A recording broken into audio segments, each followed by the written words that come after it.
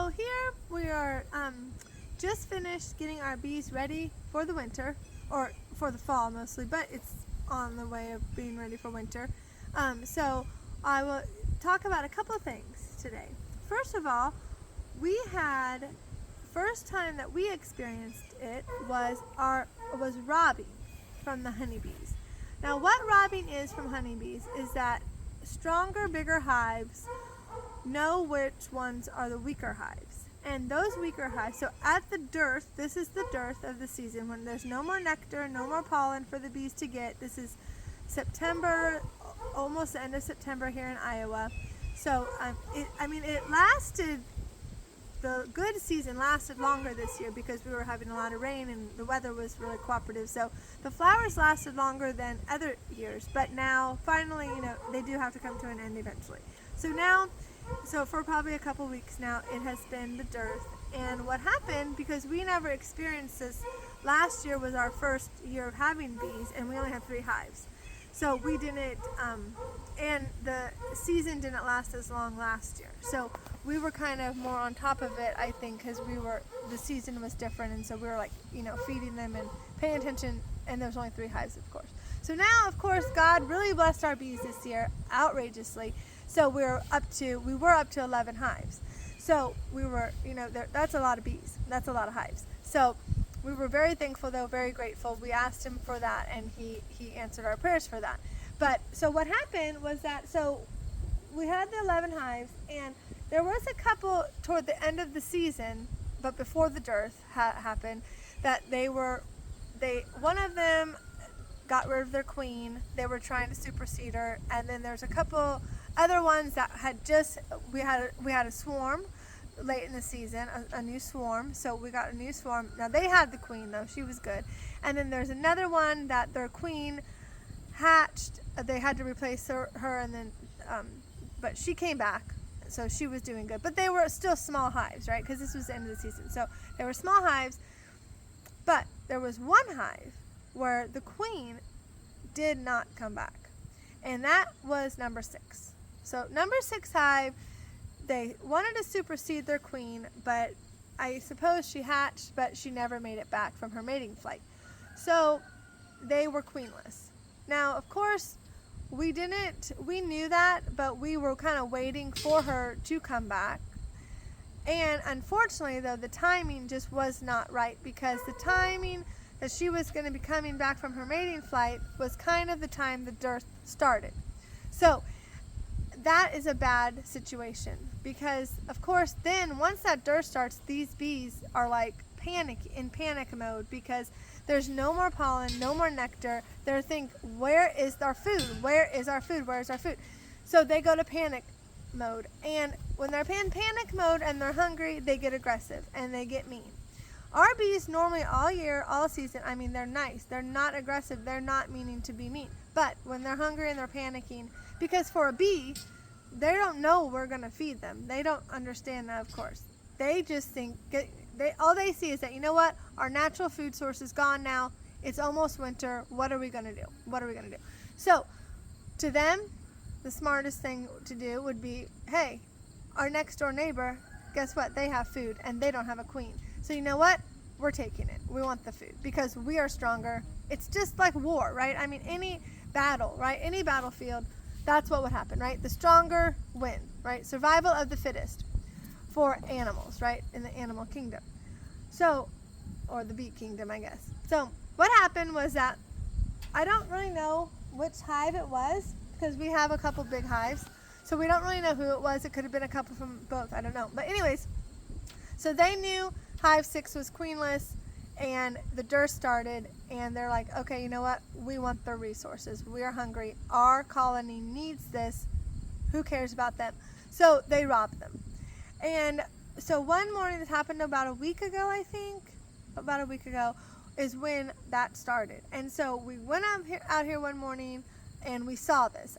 The hive, number 6 hive, and the reason we knew it was robbing, see, this is another trick. So normally, the bottom of the hive is where they kind of go in and out, right? The bees, it's their opening. That's kind of their main entrance, right? And so that's when you're going to kind of see a lot of bees, right? That's where they kind of go in and out. But there is a entrance at the top of the hive that you do want in the summer and spring, ventilation purposes because of hot weather, right? So you want that other entrance for that purpose. But at this point, so when the dearth starts, see, we didn't know this, so that's why we didn't catch it in time.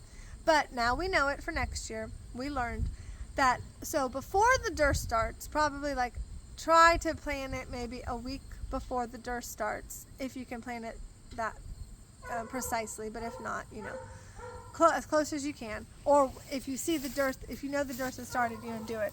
But tape over those upper entrances. Tape them up so that nobody can get in, because that is where the robbers are going to enter. They don't understand. They're not going to, because those bees are guarding their main entrance. They're guarding that. So that's not going to be your place to go if you're a robber. You're going to go into your weaker entrance. Okay, so the robbers are going to go to that top entrance because it's less protected, and also, of course, that's where the honey is, right? Because that's where your honey super is, and that's your entrance. Or I guess even if you were feeding, that's where the food is, right? That's where the food is. And if they were going to go through the bottom entrance, they're going to have to go through 2 boxes of bees to get to that, and they're probably not going to make it, obviously. There's no way that those bees are going to let them make it. So anyways, back to the reason we know that was robbing, because that top entrance that we had not covered yet,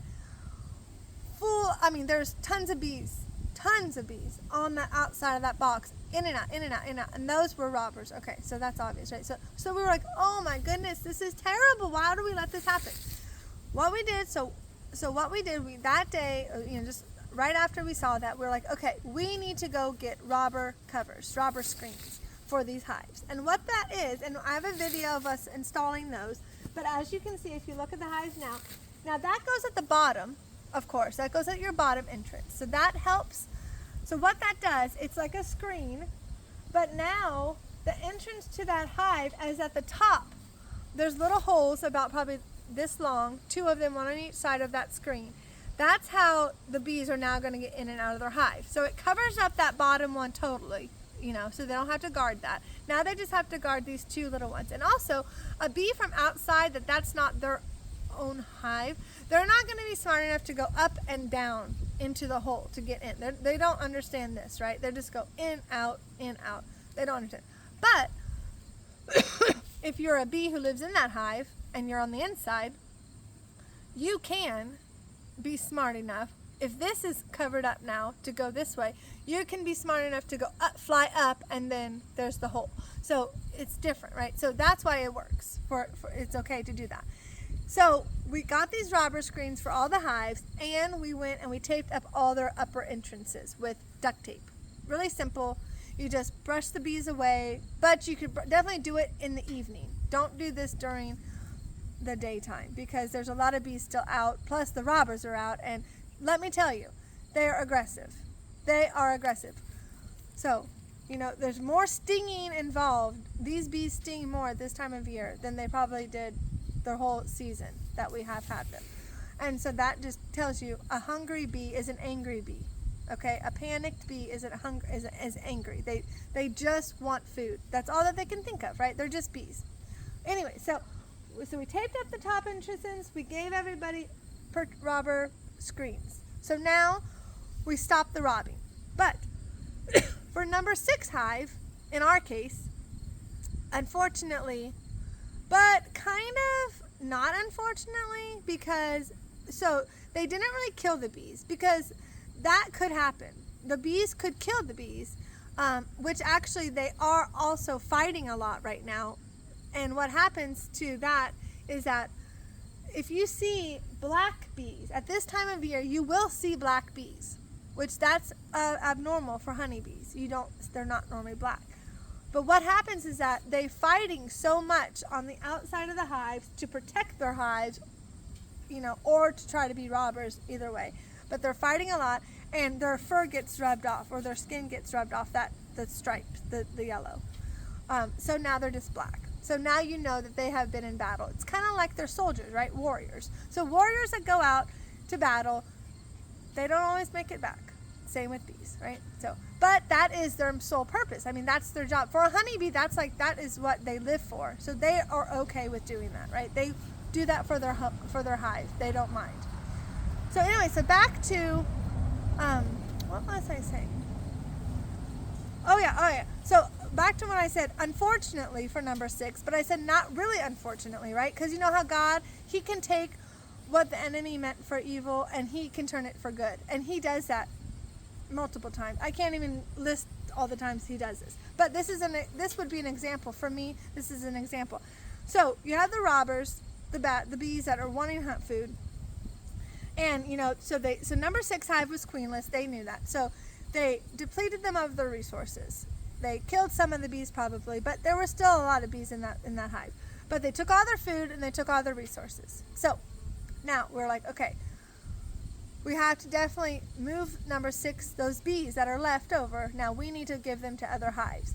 And that is why I said, well, how God turns something evil and turns it to good. Because we had 2 hives that were weak hives, little hives, and this is almost winter. They needed more bees in them, right? I mean, they had queens, but this is later in the season, and they're not going to have that chance to build up as quickly as our other hives have already done all through the summer and spring, which was 10 and 11. 11 was our new swarm, that late swarm that we received from the neighbor.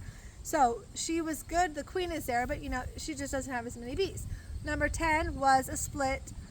They were kind of weird with their queen. It took them a while to get a queen, but they finally did raise their own queen. She came back, you know, with God's grace, she came back, and she was doing good. But anyways, both of those were small hives. They didn't have a lot of bees. So gratefully now, because of what happened, number 6 got split into had 2 boxes, so 1 box to each of those other hives.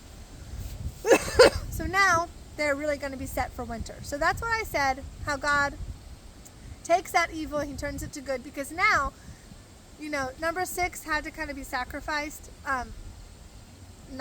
We didn't do it on purpose, but it just happened that way.